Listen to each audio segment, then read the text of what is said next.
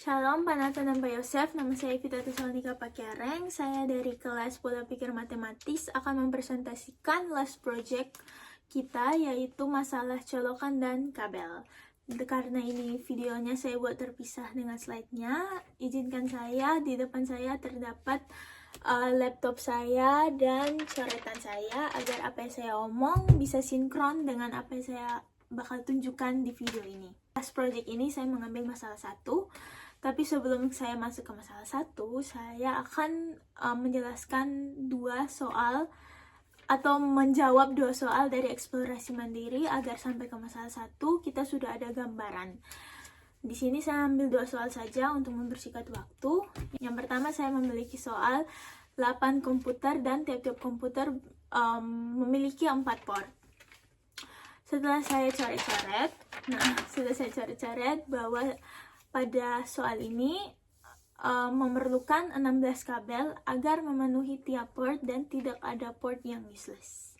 Oke, untuk soal yang kedua, tipe spesifikasi soalnya sama, hanya angkanya yang berbeda, yaitu 9 komputer memiliki masing-masing 5 port. Nah, betul. Tapi di sini jawabannya saya buat agak berbeda, yaitu saya memiliki praduga bahwa ini kan jumlahnya lebih banyak ya dari soal sebelumnya, 9 dan 5. Jadi saya berasumsi bahwa ini pasti butuhnya lebih dari 30-an kabel. Tapi setelah saya coret-coret di sini ya sebagai bukti ya Pak, bahwa praduga saya salah. Ternyata hanya memerlukan 25 kabel. Terserah itu mau bikin beraturan ataupun tidak beraturan, tetap membutuhkan 25 kabel. Masuk ke masalah 1.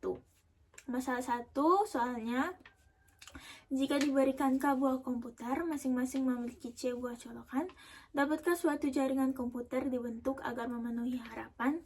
Jika dapat, tentukan jumlah kabel yang perlu disediakan.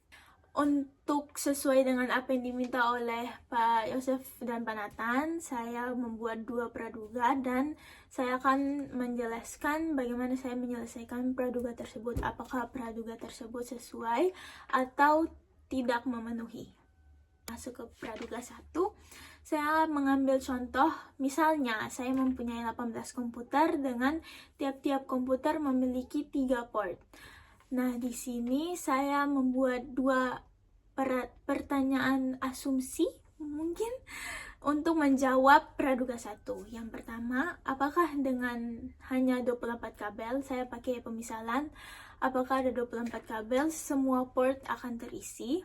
Untuk pertanyaan yang kedua, akankah ada port yang useless untuk kabel 24 apabila kita mempunyai kabel 24 untuk kasus ini?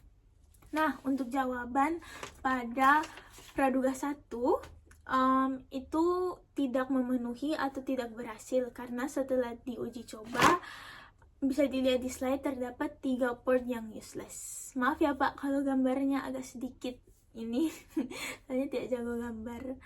Oke, untuk kesimpulannya bahwa setelah diuji coba kan tersisa 3 port yang useless. Jadi bisa disimpulkan bahwa kita memerlukan tambah 3 kabel agar bisa memenuhi port itu, yaitu 24 tambah 3 hasilnya 27. Jadi kita memerlukan 27 kabel agar semua port terpenuhi supaya sesuai dengan masalah 1 agar jaringan suatu komputer dapat memenuhi harapan.